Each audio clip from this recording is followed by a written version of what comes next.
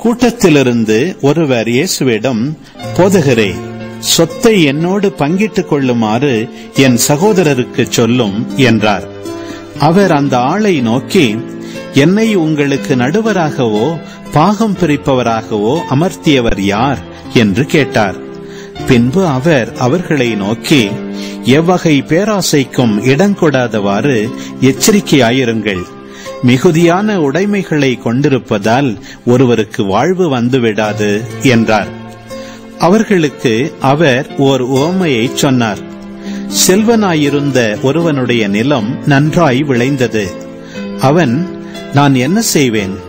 என் விளைபொருள்களை சேர்த்து வைக்க இடமில்லையே என்று எண்ணினான். ஒன்று செய்வேன், என் களஞ்சியங்களை இடித்து இன்னும் பெரிதாக கட்டுவேன். அங்கு என் தானியத்தையும் பொருள்களையும் சேர்த்து வைப்பேன். பின்பு, என் நெஞ்சமே, உனக்கு பல்லாண்டுகளுக்கு வேண்டிய பல வகை பொருள்கள் வைக்கப்பட்டுள்ளன.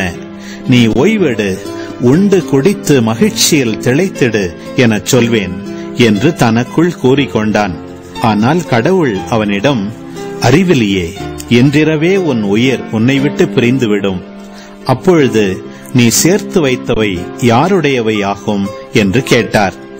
கடவுள் முன்னிலையில் செல்வம் இல்லாதவராய் தமக்காகவே செல்வம் சேர்ப்பவர் இத்தகையோரே.